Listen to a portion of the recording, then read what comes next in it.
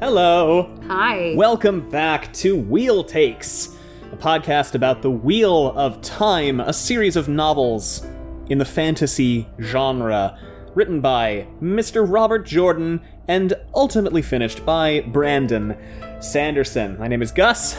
I've read all of them. And I'm Allie, and I am done with book 8. Yes. This podcast only contains spoilers for what Allie has already read. It's and true. Once again, today that is everything through the end of book 8 and none of book 9 or beyond. But also New Spring. Hey. Hey. How you doing? I'm doing great. You good? Yeah, Me too. It's a sleepy Sunday. It is. It's a beautiful day. It's a good day to record. And guess what, Allie? We've got a couple people to thank. Oh my goodness. I'm so excited. We've got a few new patrons to say thank you to for your generosity. And those patrons include, first things first, thanks for the cup of coffee, Matthew M. Matthew M. Just like a popular... I don't think I've used popular. I don't think you have. A popular kaleidoscope. You have a lot of depth in you. You know, there's a lot going on. Sometimes things get a little hectic in your life, but you're always able to make a pretty picture out of whatever the chaos is that comes. You are fun and eccentric and delightful to so many. And for that, we thank you. And thanks for being a part of this community. And thanks for the high five, Jennifer B. Jennifer B. Just like a showy Rubik's Cube. Ooh, we're on a puzzle trick kick I'm today. I like this. I'm on a toy kick this is good. day. This is fun. You're complex, right? There's a way to figure you out, but you know it takes some time to get to know you and really see all of what you have to offer. And like I think that's a great thing. You know, there's a lot of movement in your life. You're somebody who likes to be right. Yeah, there's a lot of facets. There's also a lot of movement in your life. You know, you're not somebody who just stays still necessarily. You're somebody who's always kind of on the go. You also liven up any dull space. You know, like I mean, I worked in an office in a job that was unbelievably dull, but I had a Rubik's Cube, that just brightened up my whole day. That'll do working on that thing. It was great. I had like my little cubicle all the way in the corner, shoved away from everybody. But I had that Rubik's Cube. And you know what? Just like that, you form bonds with people that are deep. There you go. And for that, we thank you. And thanks for being a part of this community. Thanks, Jennifer. Thanks, Matt. Thanks, all of our patrons. Y'all are great. And we appreciate you and don't deserve you. Allie, my big question. Yeah. What I want to know. Yeah. Have you ever seen the... No. Where did we leave off? Oh, fuck. It was a mystery. It was a mystery. A grand mystery that you posited a grand solution to. Oh, who killed Adelius? Who killed Adelius? I think Van Dien is the most interesting option there. I agree. And you know what? I wouldn't be necessarily mad at Robert Jordan for, you know, going with old lady gets revenge for sister's death, because that's also fun. Yeah. It's a fun place to go. As long as it's dramatic, we're happy. Like, right? Listen, if it pays off in a fun way, then I'm happy. Yeah. But I just think yes, old lady battle is awesome, but I do think you have Varen for old lady battle. Seems like it. You've got a lot of older lady. You got Cadsuane, the green sister for old lady battle. Like, we've got good greens and good browns. Yes. Like, we've got good old ladies. But I feel like it'd be fun for Robert Jordan to be like, what if the evil looked like your grandma? Yeah. And what if, you know what? She's got her reasons. Yeah. Complex villains in my Wheel of Time? Never. It's more likely than you think. Oh. And I just feel like there's a lot of good emotion there that he could draw on, and a lot of good, like, supports of his thesis. So, certainly. Like, I wouldn't be mad necessarily if he can play it off in an awesome way if he goes in a different direction. But I do think it could be a missed opportunity. I hear you. So, Allie. Yes. We're going to pick it up at chapter 29, which is called A Cup of Sleep. Yes. Here's the logo. It's a dragon in a box. Have you got notes? I do. For chapter 29, I believe. Cup of Sleep. It's a super depressing chapter. Did I get him out? Hell no. Why would you? Why would I do that? Oh my god. Now Rand is refusing to go to Elaine. Dumb. Yeah, well, he thinks she doesn't want him there. He's like, I know which letter was real. Well, she doesn't. But, like, he can't, like, sneak in and go like, hey, I hear you're mad at me. Can we talk about it? Nah. No, not communication in my wheel of time. What if something happened to her while he was there and it was his fault and he had to add her name to the list? Oh my God. I know. You're right. Keep him away from all women forever. Because I just don't want to hear any more of this. All right. Oh no, Fedwin Death Chap. Why did you think, and you were right, but why did you think Fedwin Death Chap? Oh, we just focused on him too long and he said some stuff. And the chapter's called A Cup of Sleep. A Cup of Sleep, and I was like, oh fuck, he's gonna go crazy. Because the last time we talked to him, he was like, gosh, I hope I don't go insane. And I'm like, that's when we met him. Then you're screwed. Yeah, and since then, Rand's just been like, you and me, Fedwin, at the end. Fedwin and Randall, till the end. Frederick and Rand. Fanned. We're doing it. Fanned. That's the ship.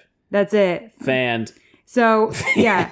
But I just started yelling, like, this guy is going to die in this chapter, isn't he? Because we focused on him for too long at the beginning, too. He was like, with Rand and Min, and for what reason? Why were we there? He was there.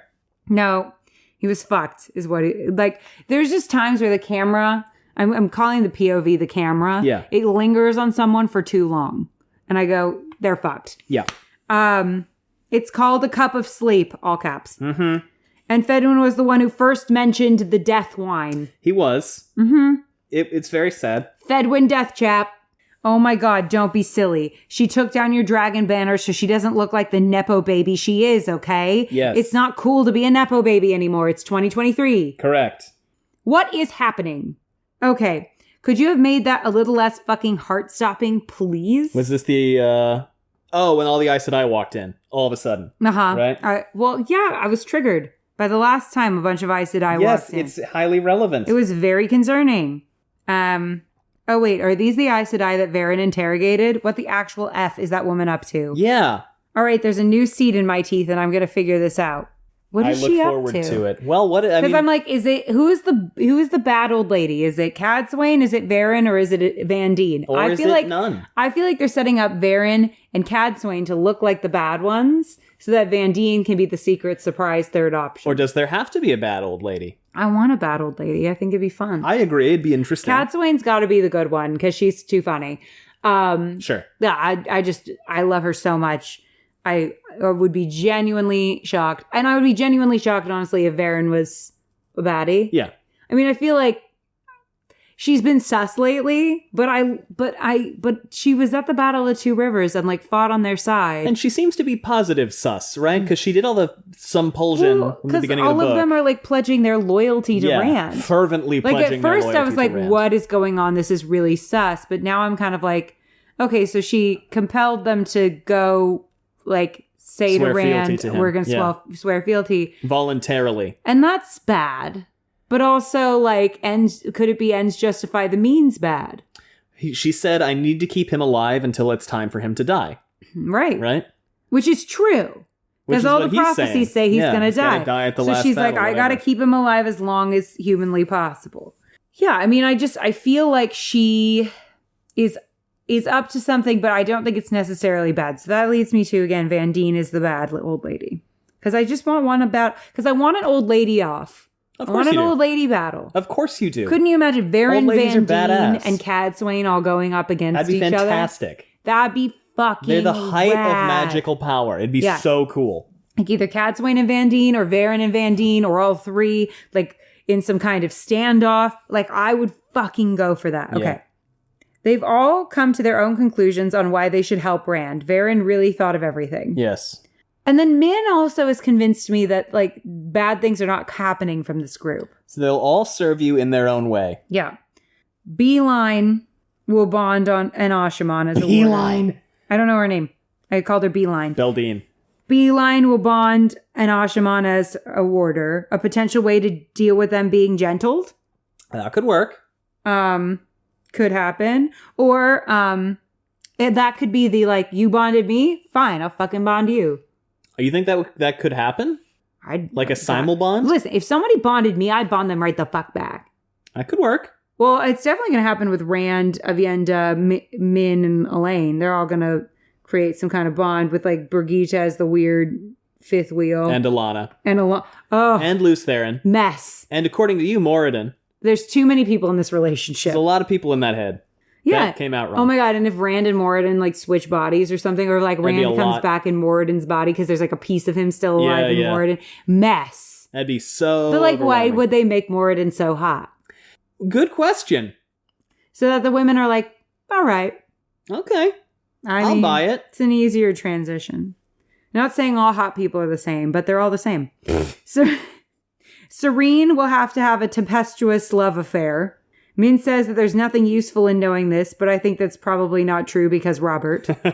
Or it's true. But I feel like usually when something's useless, he doesn't say it's useless. So then I agonize over it and then it turns out to be useless. Yeah, but sometimes he takes useless information like who draws it out shall follow after. And he makes it a whole fucking thing. If it's actually useless. Who draws it out shall follow after. The Kalendor prophecy. Well, yeah, I mean, it was useful, but like the prophecy itself was kind of a, a dud. Yeah. Which Bit of a wet fart. Which is whatever. You Yeah. know, they can't all be bangers, I guess. No.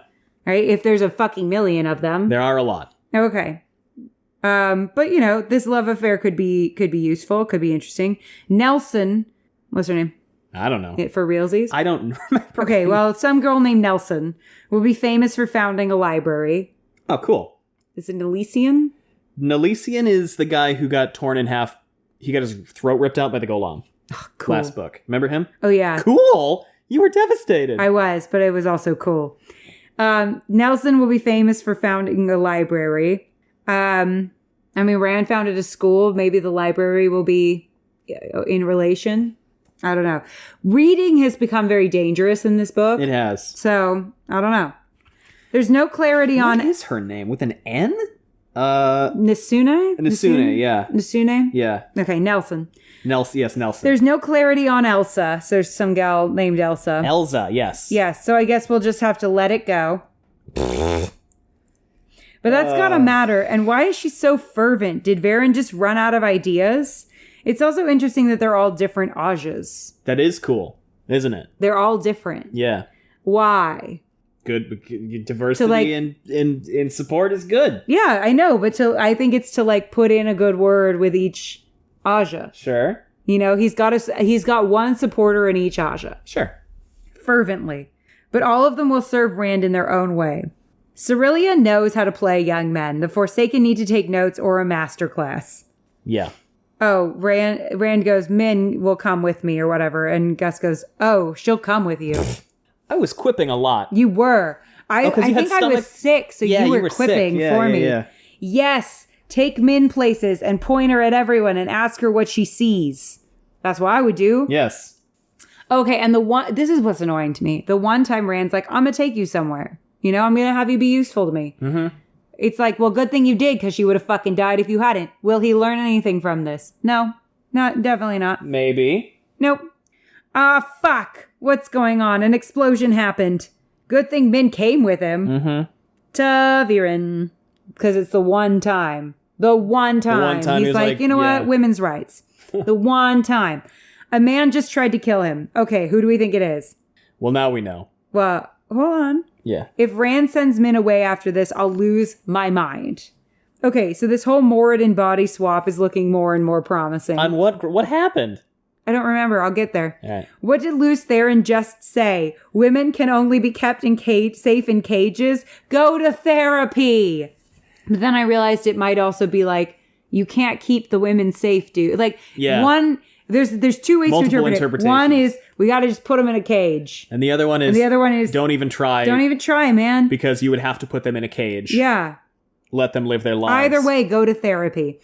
Yeah. Deshiva tried to kill Rand. I fucking knew it. I fucking knew it. But here's the question. Is he a bad guy or is he just He's a Forsaken. angry? He's a Forsaken. Is he just upset that Rand was going to throw his life away? Forsaken. Okay. Forsaken. The leering is too much. Admittedly, he did just do like the whole, hey, Cat Swain, here comes Big Dick Dragon. So it is kind of a sudden reversal for it to be simmering discontent. Yeah, Again, I'm making note.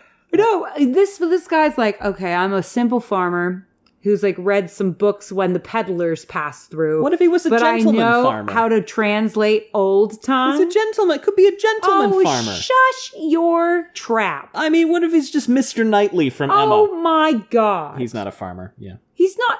He has not. Mr. Knightley's. He's done a different kind of hoeing.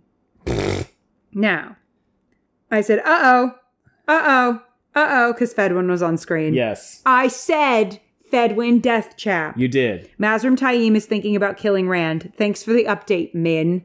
Did she say that? Yeah. Because Rand is really easy breezy, beautiful cover girl with Taim. Taim is not easy breezy, beautiful cover girl with Rand. Does Min say that? It was implied. Is it? She's like he was considering something drastic or something. Okay, well. There was a serious consideration happening and Min pointed it out. Oh my God. Rand is using Nynaeve's herbs. I'm going to cry. This part, yeah, A Cup of Sleep. Again, I've mentioned that I don't remember this the way it was actually written. Because my memory of this, I think I said this last week.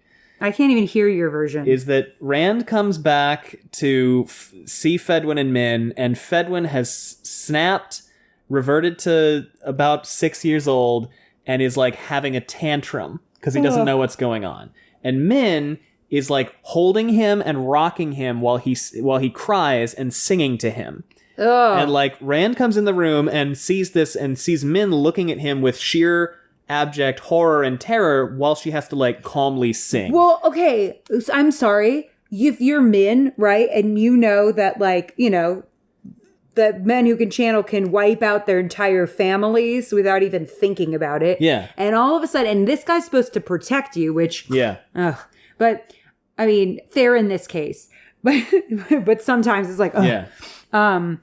That's how I remember. It's not what actually happens. So she is supposed to be protected by this guy. Could you imagine if suddenly the person that was supposed to protect you, who could also kill you without even thinking about it, turns to you and is like, are you my mommy? That's like, I would horrifying. That's so scary. Yeah. Like they did not emphasize enough how scary that must have been for Min. I do feel like I know we're in buffed Rand's it up head. in my head more because I wanted it to be that way.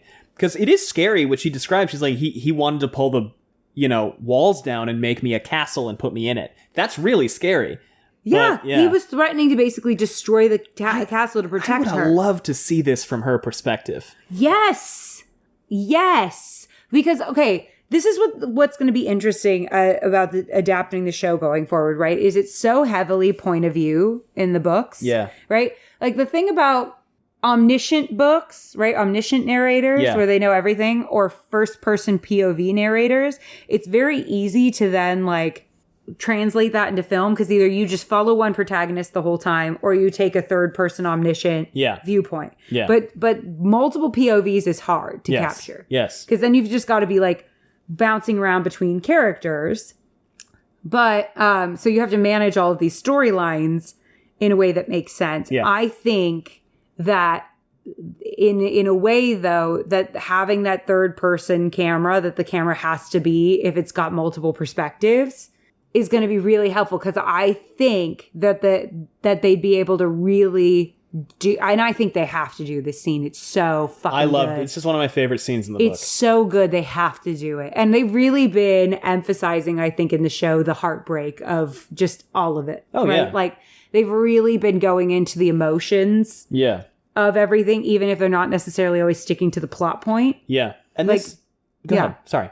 But I think this moment really encapsulates the horror of like, that a person can just snap. Yeah. Right? And the lose Fedwin their was mind. Fine. And he was fine. He was completely fine. There was no sign. No. And then he just, whoop, I'm done. I'm well, gone. And there might have been more signs, right? But he was keeping them to himself because obviously if anyone knows that he's going crazy, he's going to get served some wine and go to sleep, right? He knows because he told us what the consequences are of that. So even if you are starting to be like, I'm feeling a little crummy, you're not going to tell anyone. No. So. Because you can't stop channeling. It's impossible. Right.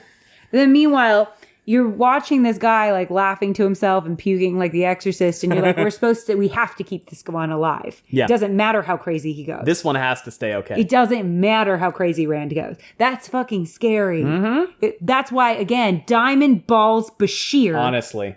watched him take out Ashaman and tackled him to the ground. Yep. That's amazing. Anyway, so then, but I think that there's a possibility that with this third person camera that they'll be able to showcase like Rand goes away to go fight. And it's like, I feel like there could be a great juxtaposition between Rand fighting and Min in this like storage room, right? With this guy who's like, Yeah. don't worry, mommy, I'll protect you. Yeah. What are those loud noises? What's happening? I'm scared. Like Like, and you're don't be, like, don't, no, it's okay. It's okay, Fedwin, don't be fine. scared. Yeah. Should I do something? Could you No. yeah, don't do anything, actually. Let's just sit down here. Like, I'll protect you, Let's just sit down and or sing. we can sit and sing. Like, that's scary as shit. Yeah. That's scary as shit. And if they got a really good actor for that, ooh. Yeah. So we've got like Dashiva on the one hand, who's attacking Rand, and then we've got Min in this very vulnerable position with Fedwin. And the minute he was like, Fedwin, watch Min, I was like, Nope. fuck. Well, we're done. This is not good. This is not good at all. But I think Min is also the optimal person to handle this. Mm-hmm. Do you know what I mean? Like the way she handles it is perfect. She's just like, Fedwin's building. Like, you know, Fedwin's having a time. Yeah, he's like, no, make a little tower for me. Make a little. She handles it so well. Yeah. You don't need to worry about the big tower. Let's do the little one. Like, yeah, she handles it perfectly. Because if she had, like, she de-escalated that situation in a way that should be studied. Yeah. Like how to de-escalate a situation. Because she could have made that a whole lot worse for herself. She didn't. And she stayed calm and cool. You have more notes? I think that was my last thing. Oh, yeah. okay. And then Rand uses herbs that Nynaeve taught him. Devastating. Nynaeve is still protecting Rand. Yes, absolutely. A devastating chapter, this one. Then this is my thing that I'm learning the older I get is like, you have no idea the effect you're having on people. No. Right? Like I've had people come back into my life and they're like, you said these things to me. And I'm like, I have no recollection of that ever happening. Yeah. You know? Like the things that people remember about you are going to be very different than the things you remember doing to them. Yeah. That's wild to Yeah. me. Anyway. Chapter 29. But yeah, it made me think about how Nynaeve is just still impacting Rand, all like even though they're so far apart. Chapter 29, A Cup of Sleep. Don't be an utter woolhead, Rand, Min said. Yeah. Making herself remain seated, she crossed her legs and kicked her foot idly, but she could not keep exasperation out of her voice. Go to her. Speak to her. I agree. Why? He snapped. I know which letter to believe now. It's better this way. She's safe now. From anyone who wants to strike at me. Safe from me. I love that it's better. I love that the ramifications of those two letters is still happening. Like she sent 2 dumbass texts because she didn't have a friend just to tell double-texted. her not to do it. Never double text. Min and Fedwin are like, dude, it's probably okay. Like, you should go talk to... Whatever. Talk to my girlfriend? Impossible. And Min goes, the Dragon Reborn is a man, Fedwin, and like any man, he's sulking because he thinks a woman doesn't want to see him again. And Fedwin's like, oh shit, oh boy. Because Fedwin, by the way, is like 17. Oh my god. If that. He's a baby. They refer to him as the husky boy. He's a baby. Yeah. Okay, so he can fight and die. Yeah. But, you know, a 40-year-old woman with tons of experience and battle scars. know. No, we gotta protect her. So remind me, what happened at Camelin? Why is Rand so pissed off? Elaine came and took down all the dragon banners. Yeah, because she was like, my nation. Yeah, because otherwise she looks like she's a puppet for you. Yep. And the whole thing about that country is like, you have to earn your throne. Mm-hmm.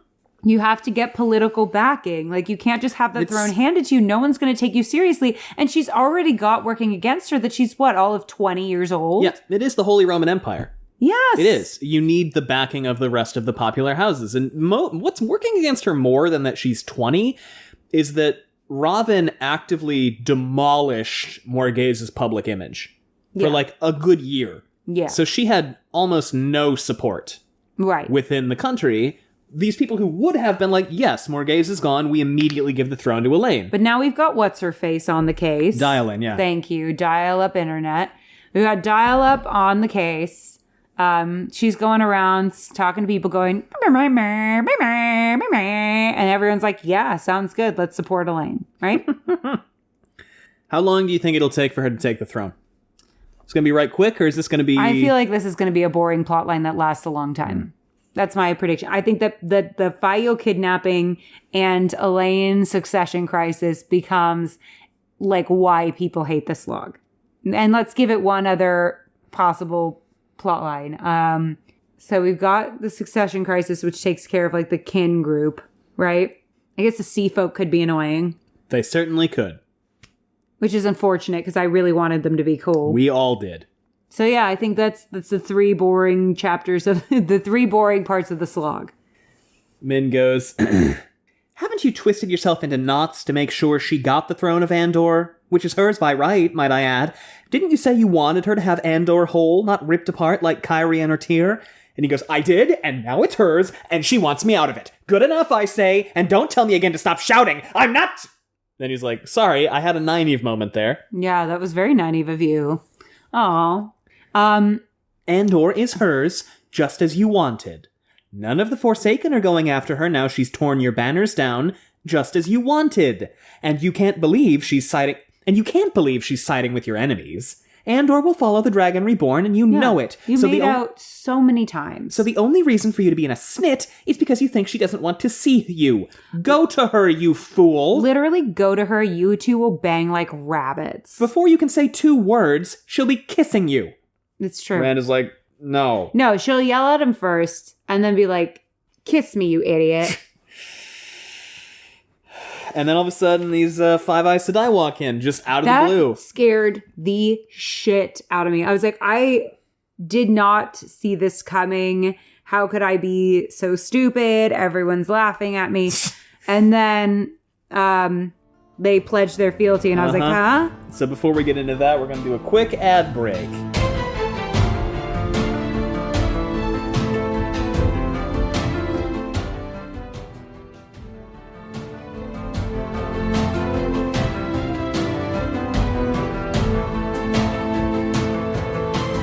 Welcome back. So these Five Eyes Sedai walk in. Yeah. Their names are Elza Penfell, who is green, Nasune Behara, who is brown, Serene Nemdal, who is white Aja, Beldine Niram, whose Aja we don't get, but I know we've heard it before, and Arian Borleos.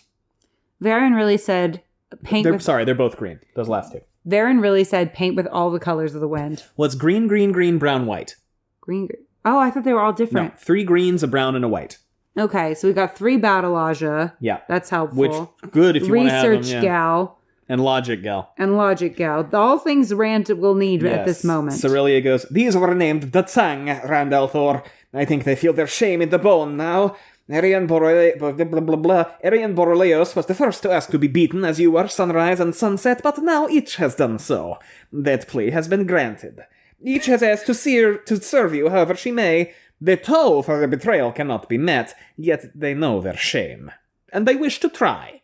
We have decided to leave the choice to you. And Min is like, what the fuck? Whoa, huh? I also was like, what the fuck? And Rand asks them, right? He's like, okay, this is fucking wild, but sure, let's talk about it. Do you remember the reasons they give? One of them was like, I just feel really bad. Yeah. Irian goes, we did be wrong in taking you. I have considered long on it. You must fight the last battle, and we must help you. If you'll no accept me, I do understand. But I will help, as you do require, if you will allow. One of them was like... That's the one he killed 2 of her warders, by the way. That's big of her. Yeah. 2 of them? 2 of them. Rand. I mean, they were beating him, and they put him in a box. So, and he saw Min. I'm on his side. Yeah. Like, I'm on his side about it. I'm just like, damn. Yeah. Like, you were going to say something else? I'm sorry. That was a deep bond. Yeah. So that's huge. The white Aja lady was like, logically, it makes the most sense to back you. Yes. Right? So Varen even like curtailed them to what they would say. Well, she just, it seems like she just said, find a reason to want to serve the Dragon Reborn.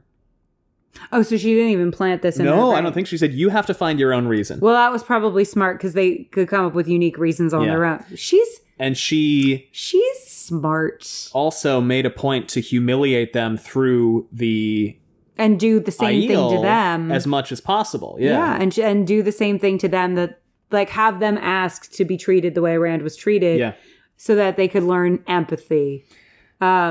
And this is in quotes, so that Rand would be empathetic to them and more maybe able to listen to them. So Beldine walks up and goes, "When you go to Tarmangaiden, the green must be there. I will follow if you will accept me." And Min is like, this one's going to bond an Ashaman as a warder. That's interesting. So how do you think that's going to go down?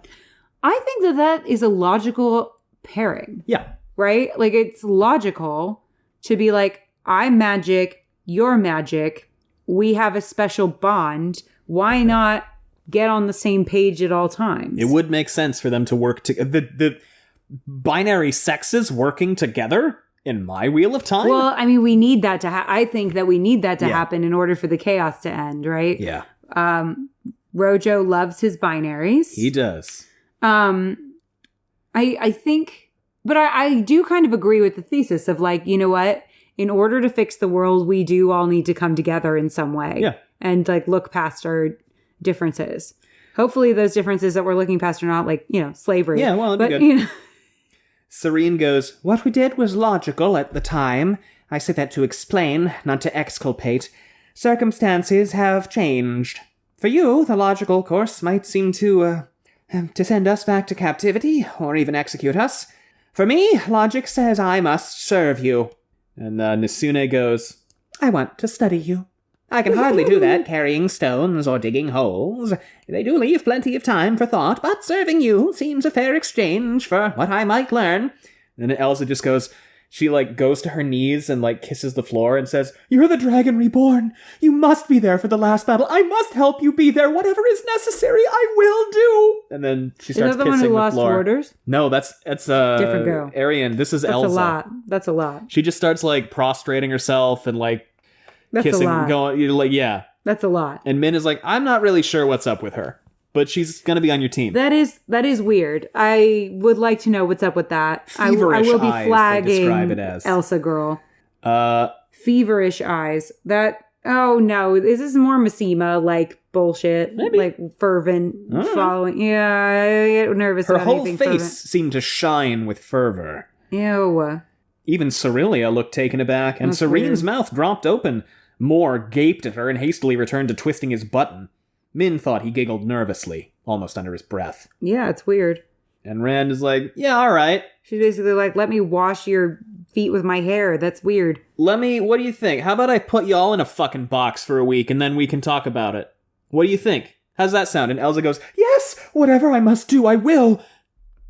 Yeah, something's wrong with her. But the other ones, I mean, here's my thing about this that I'm thinking about.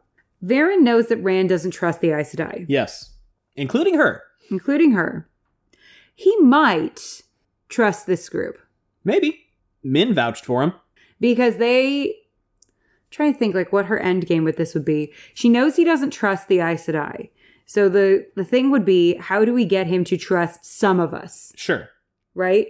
Beyond his friends. But he's going to think that we're just using his friends to get to him, right? Yeah. So we have to come up, if I wanted someone who I knew didn't trust me to trust me, I'd want him to feel like there was someone who was firmly on his side. Yeah. Right? Who had no other options. Right? People who wouldn't scheme against him because the cost to themselves would be so great. Yeah. So these women have gone through what he went through, are willing to all of them say, "Yeah, we'll let you put us in a box if that means that you if that's what it serve us." takes. Let us serve you. She's like, he needs people who will prove that they're for him, not for the White Tower. Yeah. Right? And at this point, they're like, fuck the White Tower, fuck everything. The cost to us is that we go back to being basically subhuman. And so I need to be the ones you can trust. But he doesn't understand that they're also being controlled by Varen. Right. Well, controlled push, Ish. right? Yeah. But I mean, I don't necessarily think she it's a little sus, but I don't necessarily think she has, I hope she doesn't have bad intentions with this. Probably not. But it seems like she's really trying to work in his best interest. Seems like it. Keep him alive until he has to die. But the question is she saying he has to die at the last battle, or he has to die and take everyone else with him? Right? Because the Forsaken even are not kill him. Yeah. No, the orders are keep him alive, let him cause chaos. Yeah. I think... Because I do agree with you. In my first read at this point, I thought yeah, I think everything's chill here, if a little weird. It's weird. Yeah. It's weird, so I'm trying to figure out what the end game is. If she's bad, it's that she could maybe have a group of people he trusts that are controlled by her. Right. Right? Which is useful. But that's also useful if you're a good guy. Right? Yes, it is. It's useful shitty, no matter what. But it's not necessarily malevolent. It's not evil. It's selfish, perhaps. It may be selfish. It's morally bad. Yes. But like morally bad for a good cause. Yeah. Like you could justify to yourself maybe. But I think that she knows that eventually he's going to have to trust some Aes Sedai. Probably. And if Cadsuane can't do it, it might as well be Varen's group. Okay, that makes sense. Or she's evil and she's anti-Cadsuane.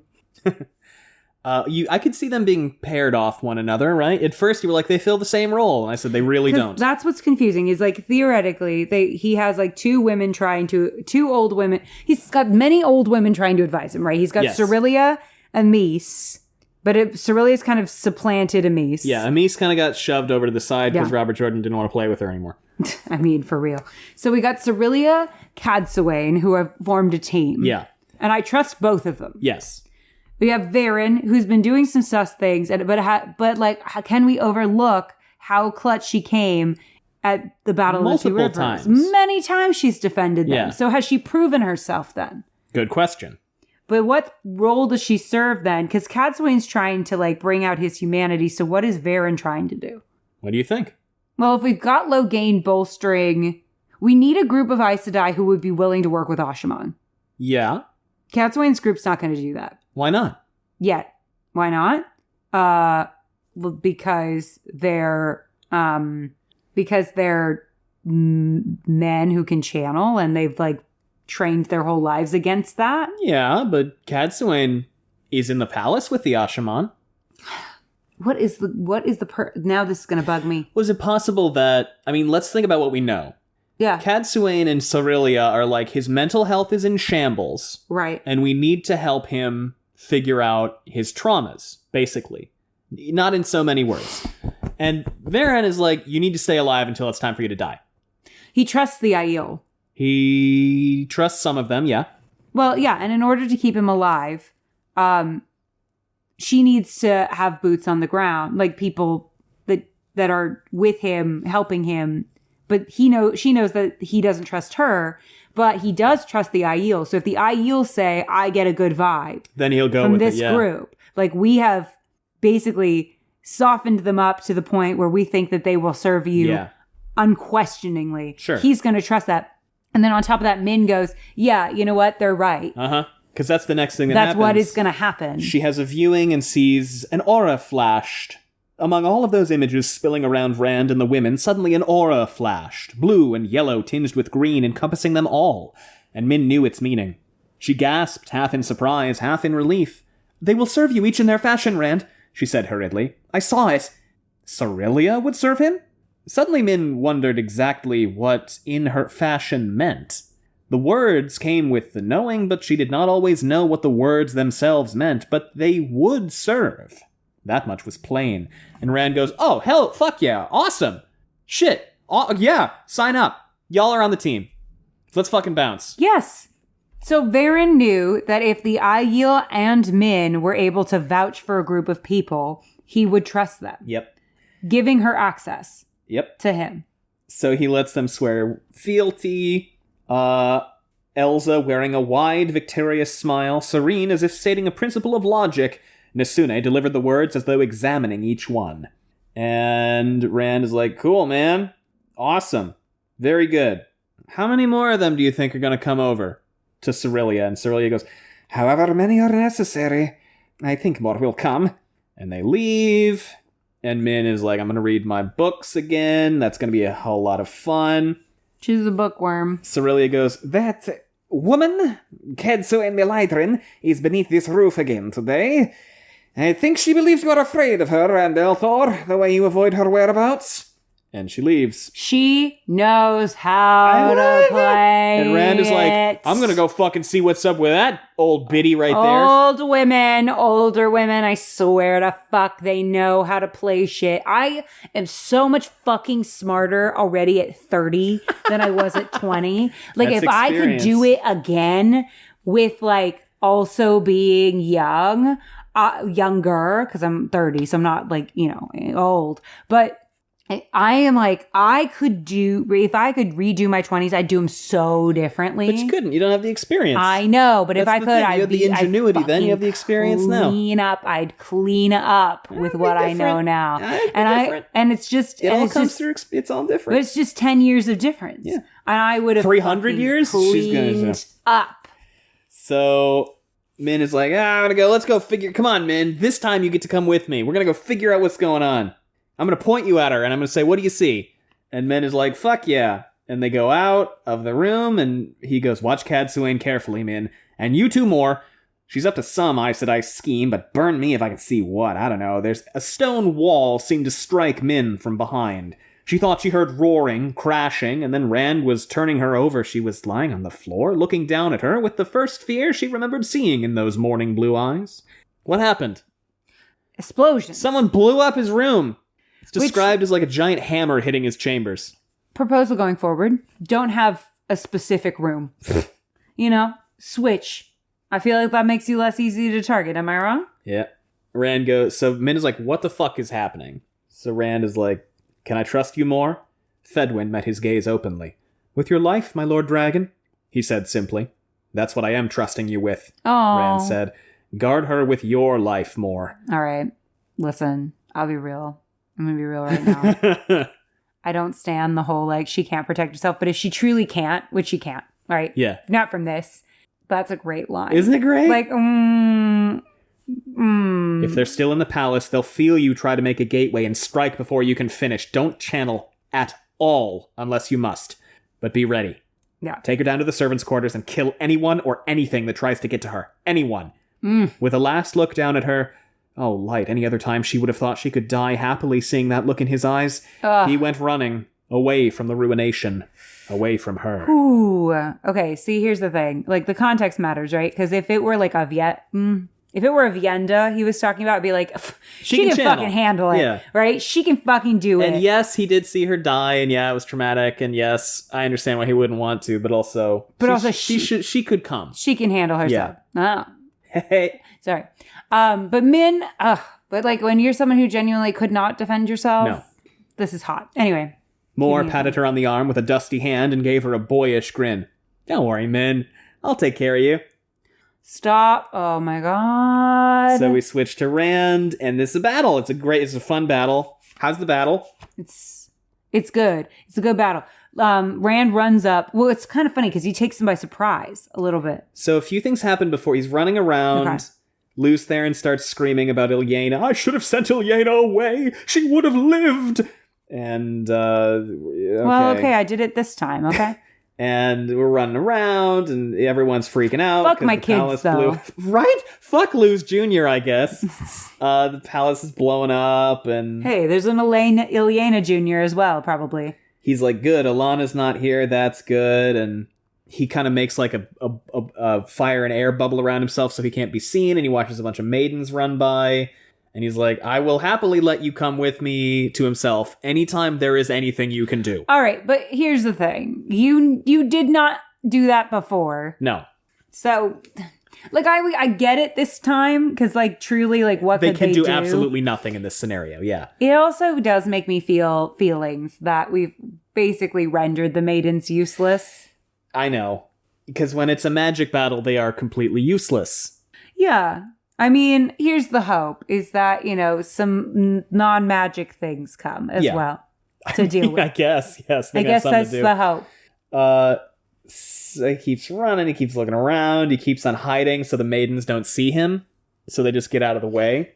In a very high-stakes game of hide-and-seek, Rand. 3 more times he had to hide behind the power as veiled maidens rushed by, and once when he saw Cadsuane sweeping along the corridor ahead with no fewer than 6 Aes Sedai at her heels, and not one other that he recognized besides her. They seemed to be hunting He was not afraid of the gray-haired sister, precisely. No, of course not afraid. But he waited until she and her friends were well out of sight before letting his concealing weave go. What do you think they're hunting for? Rand or the people who blew up That's the question, room? Right? What do you think? Do you think that she's a baddie? Do you think this is the reveal? No, I don't think she's a baddie. It's her and 6 Aes Sedai that he's never seen. That's because he never spends any time with her. That's true. Rand stepped away from the wall. A door opened right beside him, and Eilil peeked out. He'd not known he was near her rooms. Behind her shoulder stood a dark woman with fat golden earrings in her ears and a medallion-filled golden chain running across her left cheek to her nose ring. Shaylin, Windfinder to Harim Din Togara, the Ata-Anmier ambassador who had moved into the palace with her retinue, almost as Marana informed him of the agreement. Secret lovers. And meeting with a woman who might want him dead. That's what we are. Their eyes popped at the sight of him. And people are like, what queer messaging in the Wheel of Time? He was as gentle as he could be, but he had to be quick. A few moments after the door opened, he was tucking a somewhat rumpled Eilil beneath her bed alongside Shallon. Perhaps they were not part of what was happening. Perhaps. They were like, we tied each other up earlier, but it was a very different context. I will give you this. Yeah, they are fucking. They definitely are. Come on. This is something that explicitly comes up later. That's what we are. Yeah. Come on. Come on. Yeah. You want to hear something else interesting? What? Shaylin's married. To who? Someone? Oh my god, this is just piping hot tea. Right? That was just a look inside. Like, Gus will sometimes come home and be like, guess what? Like, in terms of, gossip. And this is us. Like, because when you are married, you get twice the gossip. Yeah. Yeah, so... Did you hear how I went, to who? I know, I don't remember. But, like, I will just tell you that because you went, oh my god, they're fucking. Yeah, they are, and this is a thing. They definitely are. Yeah. Wait, is Shaylin the Aiel lady? Or no, Windfinder. Windfinder lady is married. So this is Eilil. Eilil is fucking who is Knife Shaylin. Girl. Knife Girl. From before, like, he might be awake on the battlefield. We have a queer villain. If she's a villain. She may not be a villain. Listen, I'm open to the idea of her not being a villain and just her in the moment being like, I mean, we could stab him. He is laughing to himself and puking everywhere like The Exorcist. Yeah. And he did sign us up to get murdered, and I've got a really hot piece of ass to get back to. So, we go... I want to write the series from the perspective of all the random minor sub-characters. I know, that's Malazan, kind of. Because I think it'd be funny as fuck. I'm going to do it. So... I don't have enough going on. 50 paces beyond Eilil's rooms, the corridor opened into a square-railed balcony of blue marble with broad stairs at either end, fronting a square chamber with a... Okay, yes, we know. Below, Deshiva stood looking about, licking his lips uncertainly. Oh, see, the lip-licking thing. Gedwyn and Rashade were with him. Was Balthamel... Or Agenor. Agenor's the one I think is here. Was Agenor a lip licker? I feel like that was a yes. Oh, God, I don't remember. I seem to recall him licking his lips. I feel like he licked his lips in a creepy way in book 1, yes. I think that happened. We can check. Do you want me to check? I can check. Hold on. Go ahead and check. I'm going to go get the book, and while I go get the book, we're going to take a quick ad break.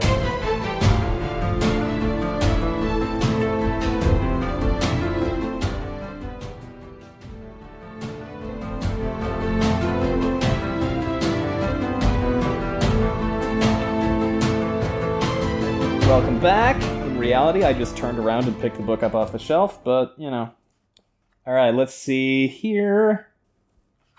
Oh, yep, One of the first things that we see from Agenor is he goes, Agenor's tongue crossed his withered lips, sounding like stone on rough leather. Your Honor, I rest my case. He's a lip licker. Okay, well, that's interesting. So there's that. Detective Alley, you've done it again, you son of a bee. So and he comes up on these guys and I'm telling you I felt nothing, Gedwyn was saying. He's dead! And Deshiva saw Rand at the head of the stairs. Guess again, motherfuckers. The only warning he had was the sudden snarl that contorted Deshiva's face.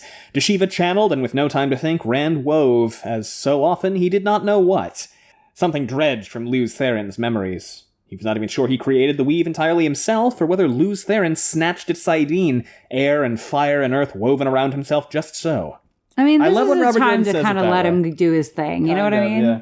You're like, all right, Luz. As long as he doesn't make another dragon mouth. Let's let it loose. Oh, that's true. So, like, keep a little bit of a rein on it, but, Yeah. let him come to the party a smidge.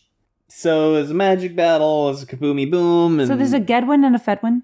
Yeah, and they're both Ashaman. Robert, please. Look, Aragon is just dragon, but with an E. Robert, please. Please don't do that. He's not the only one who does this. So, magic battle, magic battle, magic battle. It's exciting. How is that related? The Aragon is just dragon with an E. How is that related? It's not. We don't have an Aragon and a Faragon. That's true. We have a Faramir, Boromir, and Faramir, but that's I different, also take up complaints about that. So, the magic battle and Luz Theron's like, I should have killed them all in the beginning. I should have killed them all. Rand let him maybe rage. Not all, because they have come in clutch a few times. Yeah. A servant sees Rand and just passes the fuck out. You know what you should have done, though? Make your presence known there ever. Another servant peeped out of a corridor, then gathered her skirts and raced back the way she had come, shrieking at the top of her lungs that the dragon reborn was killing everyone in the palace. This is not good PR. Terrible PR. The worst PR. But this reminds me of Egwene had a vision. Yes. We gotta refer back. Deep dive? We gotta do another deep dive. We'll do another one someday. someday. But Egwene had a vision of like Rand running through the streets in the Ashaman. They were like destroying everything. Yeah. I feel like that's this. He walked the corridors of the palace, no longer bothering to hide. Everyone else seemed to be. The few servants he saw fled screaming. Corridor after corridor he hunted, filled near to bursting with Saidin, full of fire and ice trying to annihilate him as surely as the Shiva had, full of the taint worming its way into his soul. He had no need of Luz Theron's ragged laughter Everyone's and probably ravings. like, it's Dragon Mount Part 2. Yeah. A glimpse of a black coat ahead and his hand shot up, fire streaking, exploding, tearing away the corner where the two always met. Rand let the weave subside, but did not let it go. Had he killed him? My Lord Dragon! Yeah, this is Nalisian or whatever. No, Narishma. You're really on Nalisian There's today. too many N's this week. A voice shouted from behind the torn stonework. It's me, Narishma, and Flynn! And Rand's like, we gotta get you different colored coats. I didn't recognize you, Rand lied. Come here. Oh my god. Well, you can't trust anyone at this point, right? I think maybe your blood's hot, Flynn's voice called. I think maybe we should wait for everybody to calm down. That's super real. Yes, Rand said, slowly. Had he really tried to kill Narishma? He did not think he could claim the excuse of Luz Theron. I mean, yes, you kinda can. That might be best for a little while longer. He searched through the palace for hours without finding a sign of Dashiva or the others. The corridors and great halls, even the kitchens, were empty of people. He found nothing and learned nothing. Well, yeah, probably they gatewayed out the second that they realized you were onto them. Why would they stick around? No, he realized that he had learned one thing. Trust was a knife. And the hilt was as sharp as the blade. All right, here's the thing, though. You could have seen Dashiva coming from a mile away if you paid any fucking attention. Admittedly, if you had spent more than 7 seconds at the Black Tower, maybe, this could have been avoided. Maybe you could have averted some of this. Yeah. Then he found pain. Uh-oh. Holding the crown of Ilion on her lap, Min watched Rand holding Fedwin. Her hands tightened on the crown and loosened immediately at the stabs of those small swords hidden among the laurel leaves. So, this part. Big yawn. Rand sat cross-legged on the... You're talking to the dog. Sorry, he had a big yawn. Rand sat cross-legged on the bare stone floor, still covered in dust and scratches, his coat torn. His face might have been carved. He seemed to watch Fedwin without blinking. The boy was sitting on the floor, too, his legs sprawled out, tongue caught between his teeth. Fedwin was concentrating on making a tower out of blocks of wood. Oh my god, so cute. So tragic. She could still remember the horror when she realized the boy guarding her now had the mind of a small child. Oh my god. A nuclear child? Could you imagine? I fucking lose my mind. It had not been easy talking Fedwin into playing with those wooden blocks instead of pulling stones out of the walls with the power to make a big tower to keep you safe in. Oh my god. And then she had sat guarding him until Rand came. Oh, Light, she wanted to cry. And Rand's like, I gotta keep things from her, to prevent horror from being in her because she's a woman, she can't handle it. Like, I can't. She handled this like a champ. You hide yourself in the depths, it appears. The deep voice had not finished speaking from the doorway before Rand was on his feet, facing Mazrim Taim. As usual, the hook-nosed man wore a black coat with blue and gold dragons spiraling up the arms. That's sus. Rand seemed to be gritting his teeth. Min surreptitiously eased a knife in her coat sleeves. As many images... That's gonna help. As many images and auras danced around one as the other, but it was not a viewing that made her suddenly wary. She'd seen a man trying to decide whether to kill another before. See? And she was seeing it again. She's thinking about Rand, I think. Is she? I think, yeah, because, like, Rand is looking at him with his teeth gritted, and she's like, oh, what are we doing? Well, I bet Mazrim Taim is also aware that that's going on. You gotta be a little subtler about when you're trying to decide whether or not to kill somebody, Rand. You gotta be a little more aloof about that. So why is Taim here? I can't remember. I wanted to let you know, I happened to be in the neighborhood to let you know about Oh my God, he comes at the times. He's on to all of this shit. He's like, hey, we had some deserters, so I was coming to let you know. Did we? So... Normally I wouldn't have bothered, but these are Gedwin, Roshade, Torval, and Kisman. It seems they were malcontented over events in Altara. But I never thought they would go this far. I haven't seen any of the men I left with you. There were, other casualties? I'll take this one with me if you wish. No, thanks. I'll deal with it myself. Yeah, Rand is like, I told them not to fucking come out. Yeah, I feel like, here's the thing. It's confusing because it's like, did Mazrim Taim know this is going to happen or no? What do you think? Because you do think he's a bad guy, right? But you're not sure what kind of bad guy. Yeah, I'm not sure. Well, because, initially I thought he was Damon Dread, but then I wasn't sure because it felt too obvious.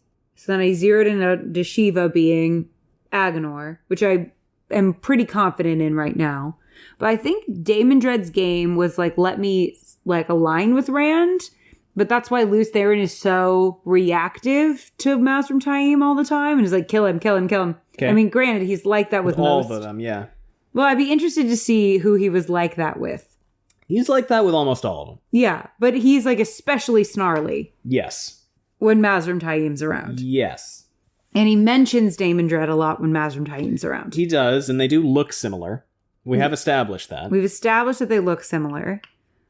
So either either Damon Dread is Mazrim Taim, or Mazrim Taim is working for Damon Dread, is what I initially thought. And then I was like, and then Osengar, and he's going to be like, let me work with Rand and teach him like horrible shit that he can do to like create more and more chaos. Right. Right. And if I have, Rand basically, Rand's whole Black Tower in my pocket, basically I have a nuke walking around that I can utilize at any time. Yeah. And then Osengar saw that and was like, okay, but then what if we had like all the magic nukes break away and go do their own thing? Sure. That would be really, really bad, right? Sure. But then if you're right... But is that a double beat? Well, if you're right, Osengar immediately got pulled off of his mission because Rand was like, I'm going to take this guy. Yep. You. Basically, farmer boy. It made it more difficult for sure. Yeah. But Osengar was able to eventually convince at least a small group of them to break away. Seems like it. Well, I guess he was like, let's cut our losses and go. Well, maybe partially, like he had the plans in motion and he was like doing it. And then the Kalendor thing happened and he was like, I gotta get the fuck out of here. Well, remember too, Gedwin and Roshade are the ones who have the SS ranks, Storm Leader and Battle Leader. Yeah. So they're the high-ranking ones. They just took a bunch of high-ranking guys. Yeah. And went and fucked off. So I guess the question is, did Osengar sway them away from Taim, or was Taim like, go kill him? Oh, it didn't work? That's my question. Right. He's like, was Taim involved in this, or was this like a back foot for Damon Dread that now he has to deal with? Well, Taim seems surprised when Rand says that Deshiva is a deserter. Yeah. Because Rand tells him that and he snarls and is pissed. Yeah. So does he know that... the question is, does Damon Dread know that Osengar is there? I don't think so. Right? Well, it depends. With Rand, or... Because he knows Rand took him. Yeah. But like, does Damon Dread know Deshiva... If Deshiva is Osengar, does Damon Dread know Deshiva's real identity? Good question. he seemed irritated when Rand picked Dashiva. He was irritated. Yeah. Perrin said he smelled So irritated. there was something about Dashiva that irked him. Something about Rand bringing Dashiva And with like, him. partially, it was definitely because he was like, here's some guys that I know are in my pocket. Sure. And you picked someone else. I think one of them was Gedwin. He didn't bring Gedwin with him, but I believe Torval and Kisman are the two that Taim sent with Rand. Yeah. With Dashiva, I think. Well, it's weird that, I'm not sure, that they were all there at the Kalendor thing. Weren't they? All of them? Which, I mean, I would kind of rebel after seeing that too, to be honest. It was not a great PR look for Rand. I'd kind of go, I'm going to peace out too. You know, I don't want to be Adley. Wait, when Rand chose Dashiva to stay with him after Demise Wells, Taim stalked away, calling for Gedwin, Rashade, Torval, and Kisman. So it's the same guys. He didn't send them with Rand, but those are the four that Taim was like, hey, everyone, you four come with me. And now these are the four who joined Dashiva for this attack. So Dashiva wasn't supposed to be involved. Maybe not. So, but Damondred doesn't want Rand to die. Does he not? Is that still the modus operandi? No. I mean, Mazrim Taim, Damondred doesn't want Rand to die, right? Well, we haven't heard from the Forsaken all book, right? We don't know if that's still the marching orders. Because it's possible that... Well, what could have happened that might have caused the Forsaken to go, oh, fuck, kill him? Kalendor, maybe. What else? Oh, fuck, kill him. What else has happened with Rand? What else has happened with Rand? I mean, what has he done this book? Okay, so Demise Wells happened. Demise Wells happened. He killed Samael. He killed Samael who in book was trying 7. to kill him. And then in book 8, he was mostly just like, here we are in the woods, and now we're gonna go over here. Did anything else happen in book 8 with Rand? He got Kalendor. He got Kalendor back, yeah. Does he have any plans? The statues. What about them? He wants to use them with a woman, I think. For what purpose? To defeat the Dark One. Is that what you said? I thought you settled on something else. To cure the taint. Oh, they don't want that to happen. Because then the chaos is... that would severely impact the chaos of it all. Did that come up this book? Curing the taint? Yeah. Okay. Didn't it? Rand said something about it. He was like, I was going to use Kalendor to... But he didn't say what. And I'm like, well, logically, at this point, it's got to be cure the taint. Yeah. Right? Like, if you're worried you're going insane, you're like... It would be a lot easier to defeat the Dark One if I weren't also actively going insane at the same time. Maybe I make that easier for me by getting rid of the whole taint thing. So the fact that he was trying to cure the taint made them go, oh shit, he's got like real plans. Yeah.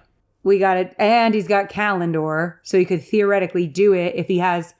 He's got Kalendor, and he also has both access keys. Oh, and you know what? Varen, I bet, is like, he's got to trust some women. I bet she's starting to come to the same conclusion that I am, which is that he's going to need women to get these things done. I mean, look at Kalendor, right? You need two other women. He's going to need magic women that he can trust. So if he ever uses Kalendor again, who's he going to use it with? I don't think it's going to be any of those women.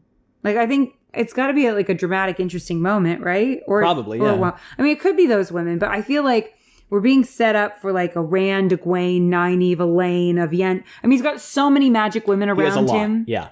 At this point, it's got to be one of them or multiple of them that he works with. And I feel like Nynaeve has been presented as this like healer. Yeah. Right? She already healed Stilling. Yeah, she did. And Gentling, right? She's got to... I mean, if you came to Nynaeve, Miss, like, I hate when anything dies, right? And you said to her, hey, men are dying because they're going insane and I want to cure this thing. Do you think you could do it? Like, I mean, I feel like she's the optimal one to be she knows the healing stuff better than anybody. Pretty much, yeah. So I feel like she's an optimal... Well, but then is he using Kalendor to cleanse the taint, or is he using the access keys? Because he said, I wanted to use Kalendor for something, but now I can't. Yeah, well, because he doesn't want to work with women, is his thing, right? But, I mean, eventually he's going to have to learn that he has to. Yeah, probably. This makes sense.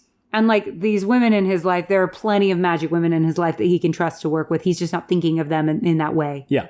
Because he doesn't want to put them in danger. Yeah. He's like, I can't trust Aes Sedai. I'm like, except for Avienda. Well, I can't trust magic women. I'm like, except for Avienda, Elaine, Egwene, and Nynaeve.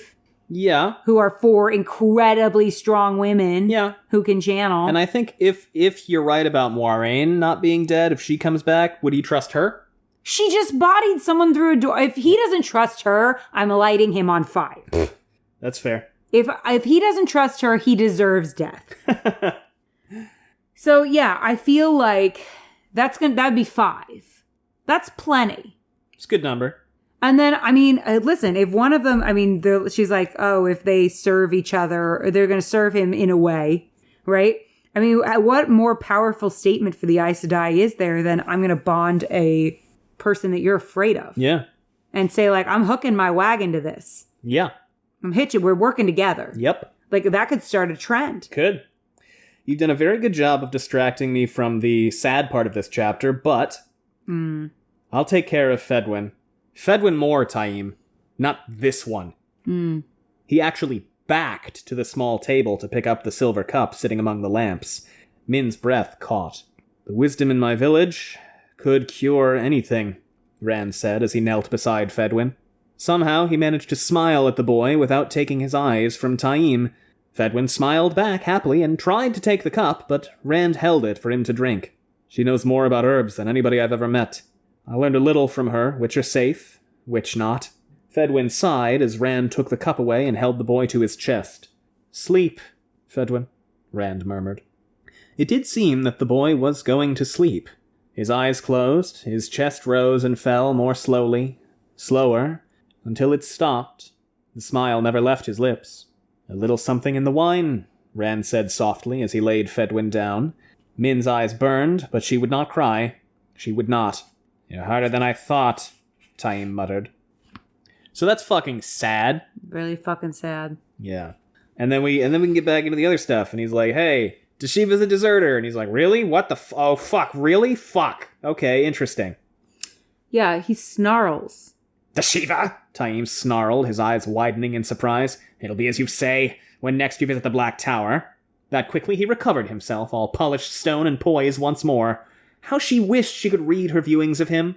Rand goes, return to the Black Tower, and don't come here again. Whoa. I may be moving about for a while. So, Taim leaves, and Rand is like, all right, okay, man, you know what it's time for? Fucking off. I thought I was the whole pack of hounds chasing down one wolf after another, but it seems I'm the wolf. Burn you, she breathed. You can cry, Rand al'Thor. You won't melt if you cry. I don't have time for tears either, Min, he said gently. That's not good. Sometimes the hounds catch the wolf and wish they hadn't. Sometimes he turns on them or waits in ambush, but first, the wolf has to run. When do we go? She asked. She did not let go of his hair. She was never going to let go of him. Never. And that's the end of chapter 29. Wow. So Rand's running to somewhere. It's unclear where. Yeah. Once again, he's running.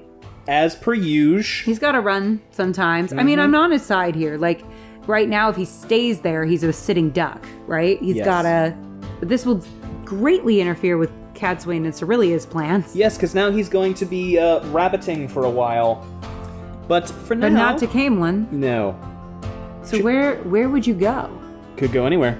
I mean, I would go hang out in, like, a cool island or something with, like, a nice Seafood? beach and a little coconut. That could be good.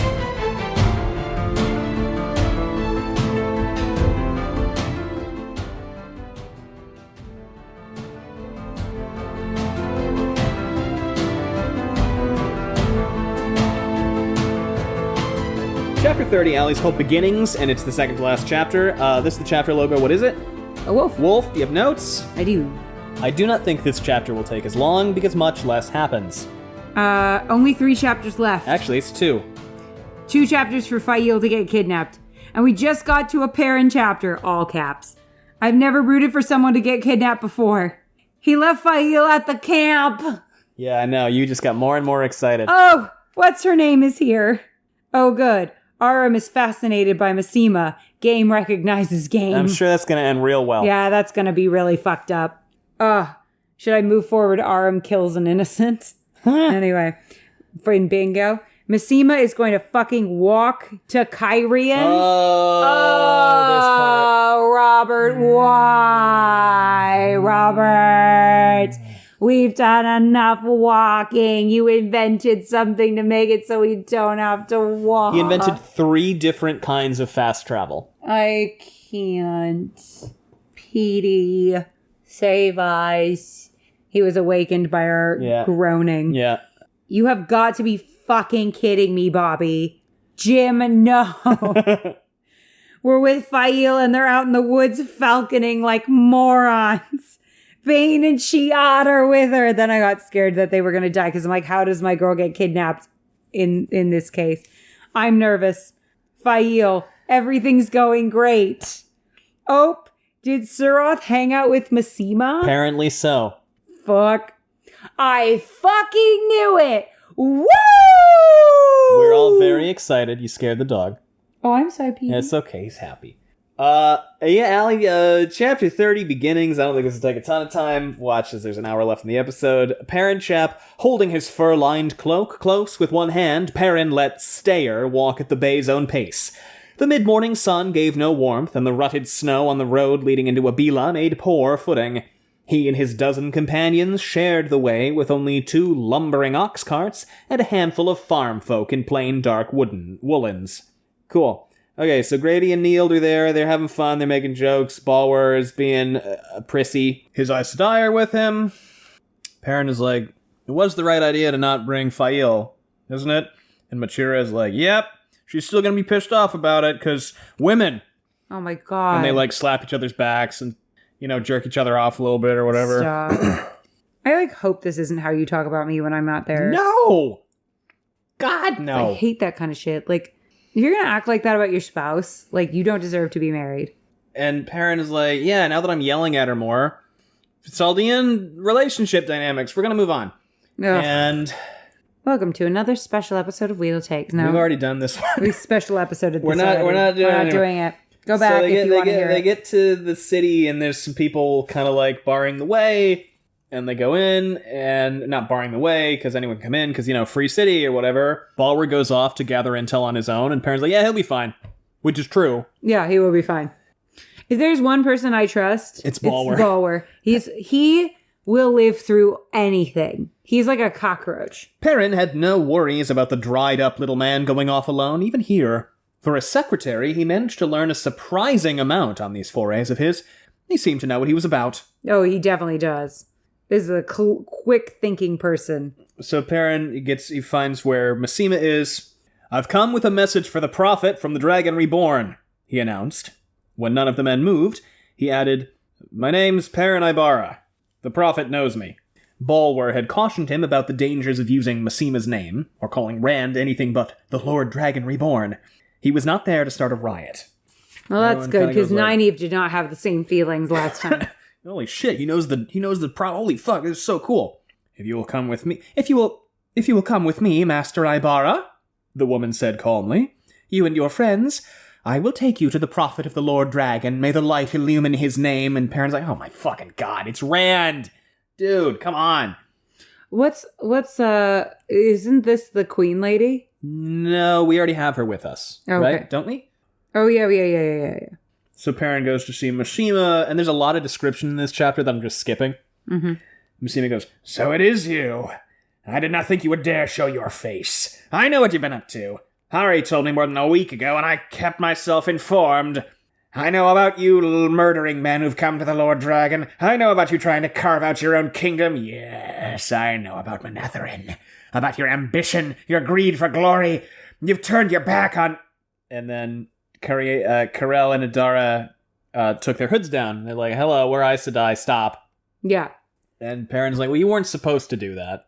And he flips out. Massima flips. So that's true, too! Massima snapped, spittle flying from his lips. With filthy rumors spreading against the holy name of the Lord Dragon, you dare to ride with these... They've sworn fealty to the Lord Dragon, Massima. They serve him. Do you? He sent me to stop the killing. And to bring you to him. So I answered with more killing. Perrin sits down. Obviously. And Massima goes, there's much to do here yet. Great works. All must obey when the Lord Dragon calls, but in winter travel's always slow. A delay of a few weeks will make little difference. It makes a lot of difference. We're in the apocalypse. I can have you in Kyrian today. Once the Lord Dragon's spoken to you, you can return the same way and be back here in a few days. If Rand let him return.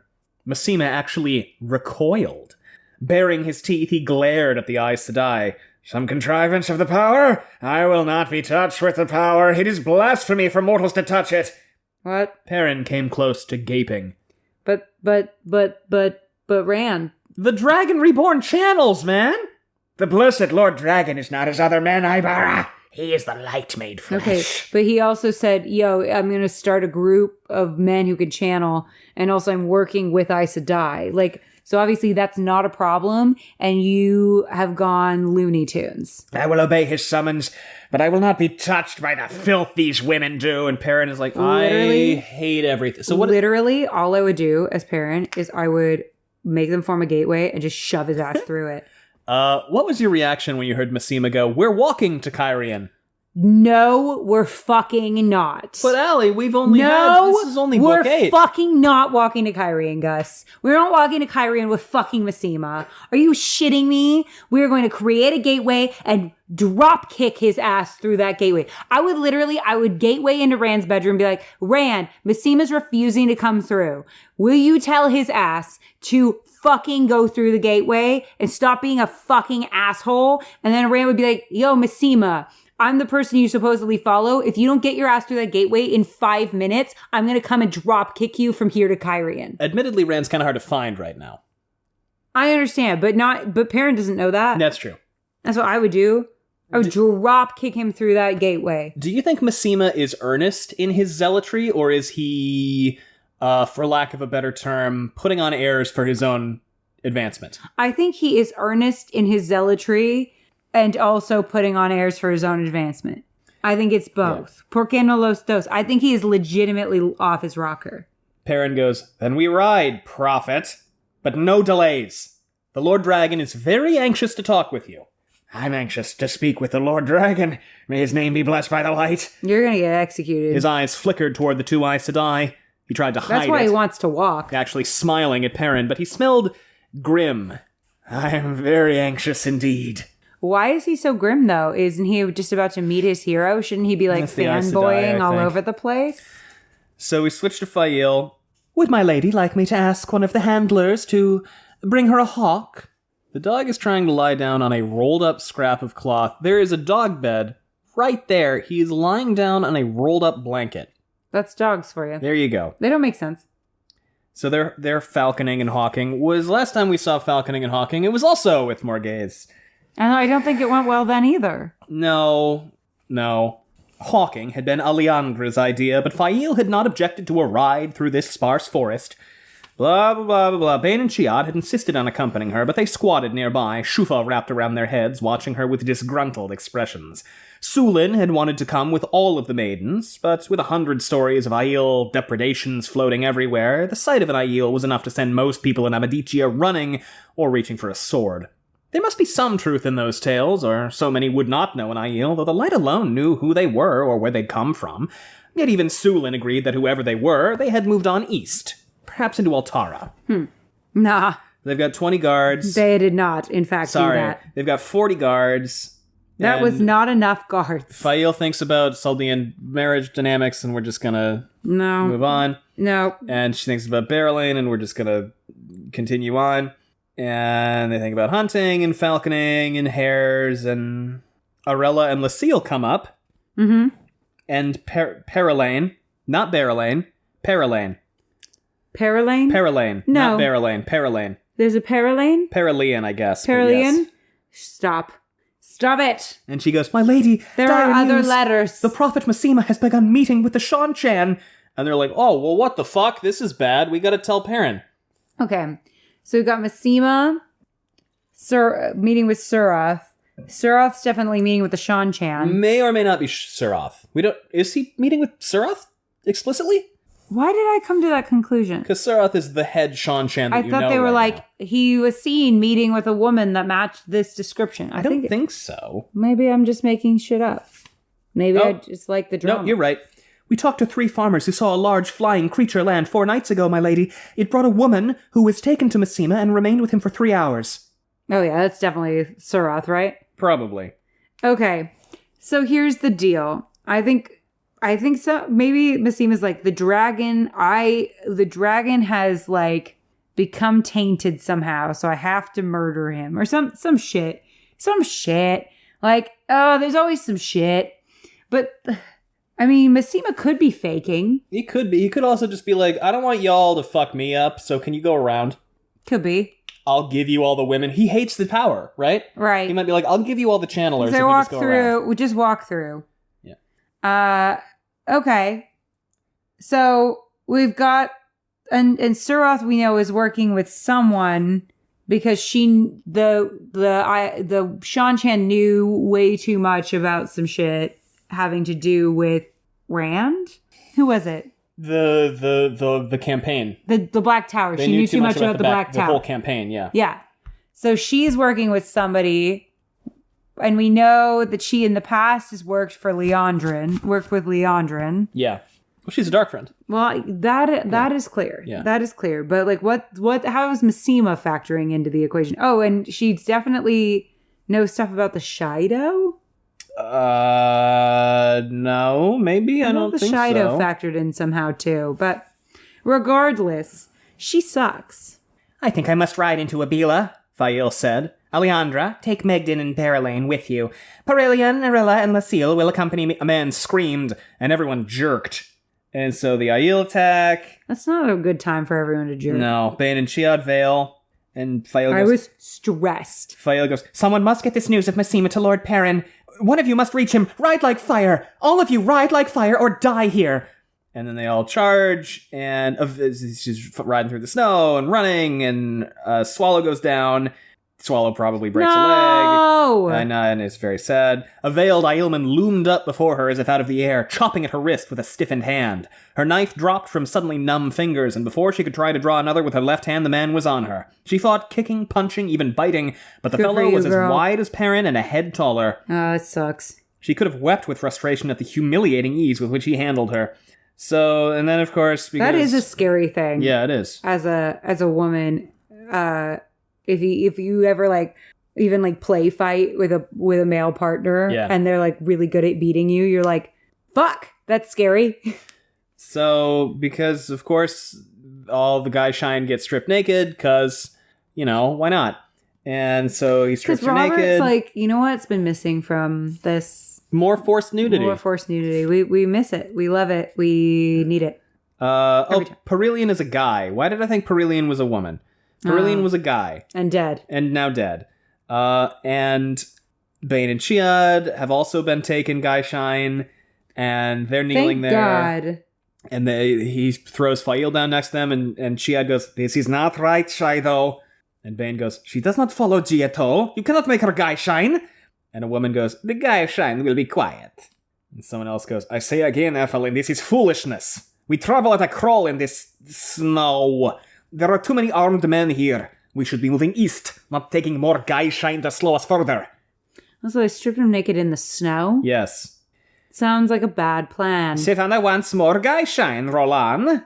Fail is like, oh, fuck, it's the goddamn Shido, fuck. I thought we were done with them from Demise Wells. I thought they all died. Nah, Shit. I wish. How are they here? This doesn't make any sense. And then more gays gets brought in. Alejandra. She just can't catch a fucking break. Arella, Lucille, and the only one who escaped is... Berylane. And Fail's like, fuck, are you goddamn kidding me? Here's my thing. She's smart as fuck. She probably evaded them very skillfully. She's really smart. All of that, and she had to hope that slinking cat, that pouting troll, Berylane, had managed to escape so she could reach Perrin. I'm glad that, you know, in the midst of us in mortal terror for our lives being kidnapped, we have the time to be catty toward other women. Alongside everything soothing. Else, that seemed the worst of all. And we switched to Egwene. Oh my god, how's she? She's going to the White Tower. She's like, month over. I thought that this month was going to be like... Month over, we're done. I'm like, it's been a month? Her horse is named Daishar, not to be confused with Tidashar, which is Rand's horse. Not to be confused with... Or Daishan, which is Land's title. And not to be confused with Dylan, and not to be confused with... Oh my god. Egwene walked Daishar along the column of initiates, sisters on their horses among the wagons, accepted and novices afoot despite the snow. Shiriam and Swan rode at her Bella back, or nothing. talking quietly about Ride information Bella to battle. learned from Swan's eyes and ears. Egwene had thought the fire-haired woman an efficient keeper once she learned that she was not the Amerlin, but day by day, Shiriam seemed to grow ever more assiduous about her duties. So they're riding along, and Egwene thinks about, like, you know what's really fucking annoying? I'm glad we have more recruits, but, like, this particular group that just showed up, like, did they really have to be here right now? Mm-hmm. The two sisters who brought them had been more than startled to find Egwene as Amerlin, but their charges could not believe it. Not Egwene Alvir, the mayor's daughter from Emmons Field. She did not want to order anyone else punished, but she would have to if she saw another stick her tongue out at her. Who's sticking their tongue out? A big group of girls just showed up. Who is it? It's the Emmons Field girls. It's the Two Rivers girls. And they're like, Egwene. And like, then, you're not the queen. And she's like, I am actually the magic pope. Fucking queen. So stop doing that in front of my constituents. That's funny as hell. So what happens here? We've got also Varen was like, I've got all these girls. Fuck it. I know. The pair reined in before her, but before they could open their mouths, this is Ramonda and Lelaine that have just shown up, she spoke. It's time we got on with it, daughters, and no time for wasting in idle chatter. Proceed. Ramonda and Lelaine wheeled their horses as one, then glared at one another a moment. Events this past month had only heightened their dislike for each other. Lelaine tossed her head angrily in concession, and Ramonda smiled, a faint curving of her lips. Egwene almost smiled too. That mutual animosity was still her greatest strength in the hall. The Amerlin seat commands you to proceed, Ramonda announced, raising one hand grandly. The light of Saidar sprang up around the 13 sisters near the sitters, around all of them together, and a thick slash of silver appeared in the middle of the clearing, rotating into a gateway 10 paces tall and 100 wide. Falling snow drifted through from the other side, shouted orders rose among the soldiers, and the first armored heavy cavalry rode through. The swirling snow beyond the gateway was too thick to see far, yet Egwene imagined that she could make out the shining walls of Tar Valon and the White Tower itself. It has begun, Mother, Shiriam said, sounding almost surprised. It has begun, Egwene agreed, and the light-willing soon Elida would fall. She was supposed to wait until Bryn said sufficient of his soldiers were through, but she could not stop herself. Digging her heels into Daishar's flank, she rode through into the falling snow, onto the plain where Dragonmount reared black and smoking against a white sky.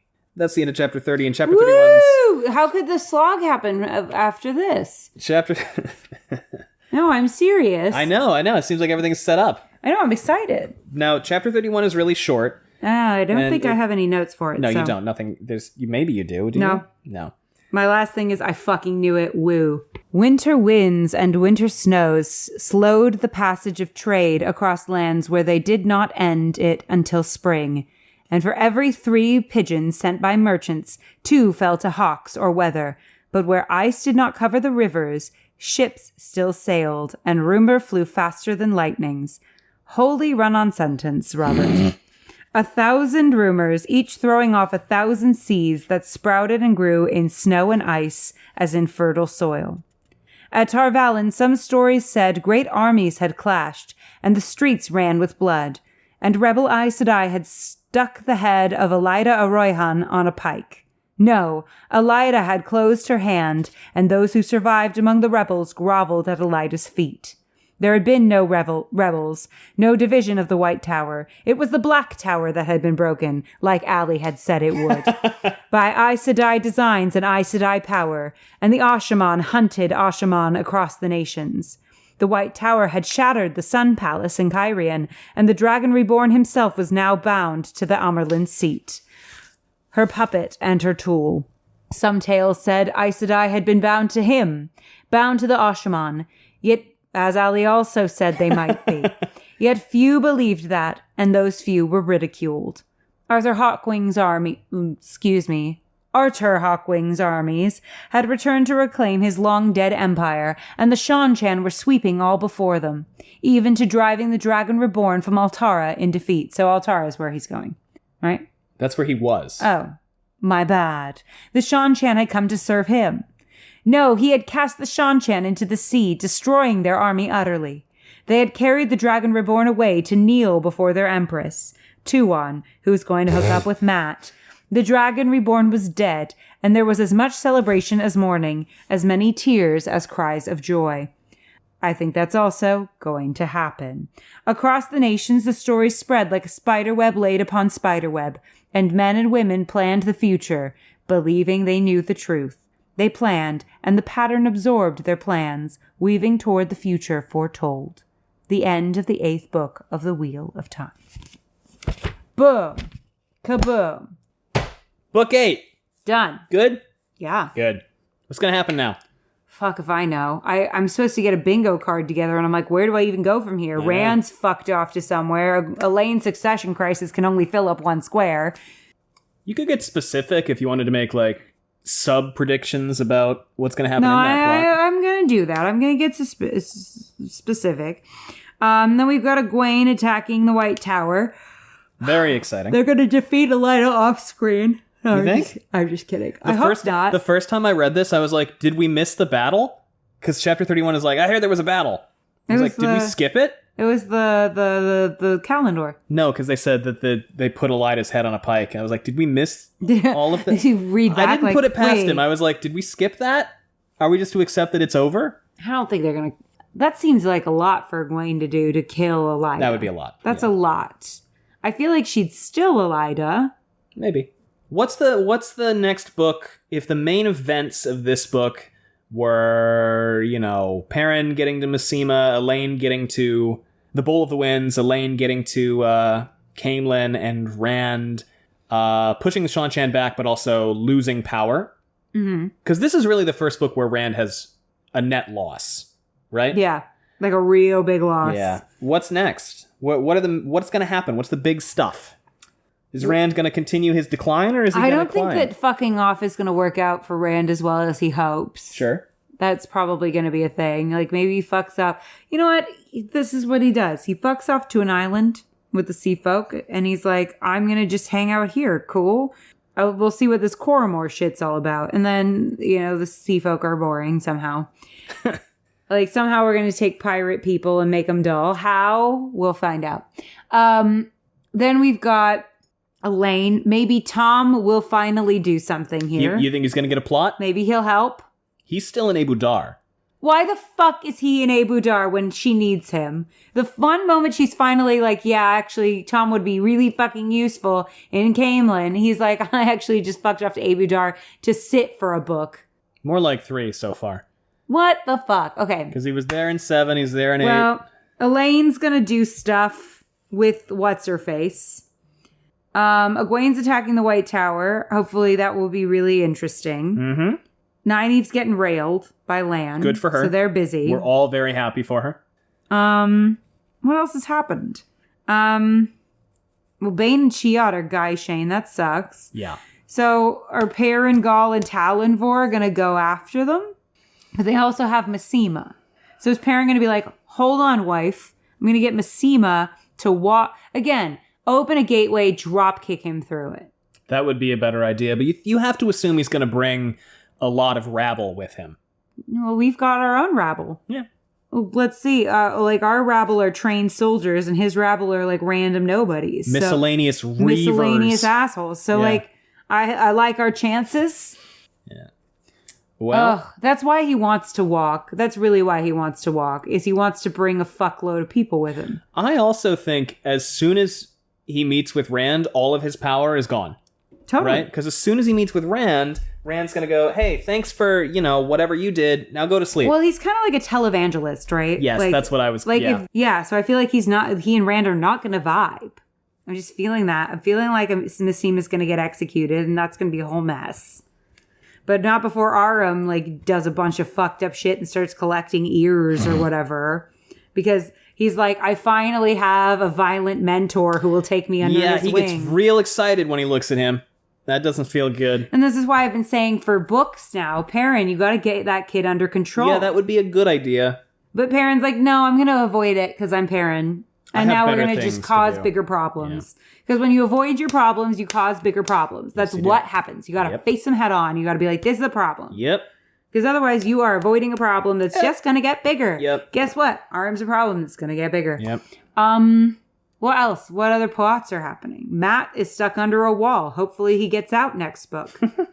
He's been there for like a month now. Presumably he was either dead or in recovery. So he's in recovery because he's Chavirin. Yeah, probably not dead. Randy was said, Matt's not dead. I'd know if he was dead. Stop. Matt's not dead. Yeah, absolutely. Yeah. Stop. Do not even go I'm there. not, really. He's a main character. Yeah. He's not going to die until later.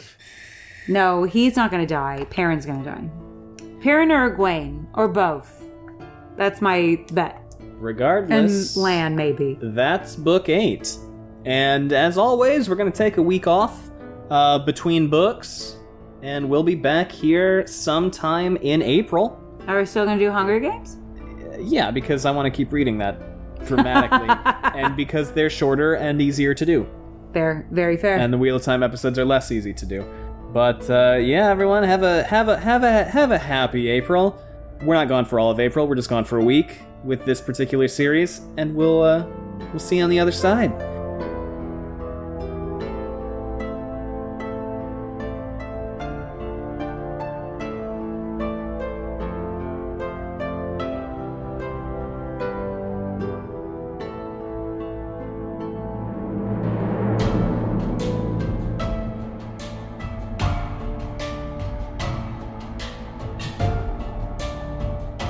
Thanks very much for listening. We have social media if you want to know what we've got going on. It's linked down below. We also have a Patreon if you want to support us that way. It's patreon.com/wheeltakes. And of course, you can always leave us a rating and a review, which helps a lot. Other than that, anything else, Allie? We're fucking walking? Thanks for listening, everyone. See you in Winter's Heart. Bye.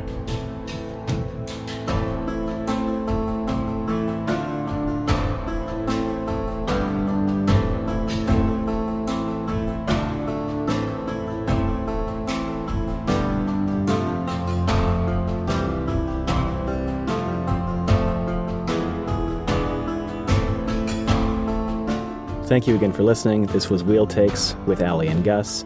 Music by Alexander Nakarada.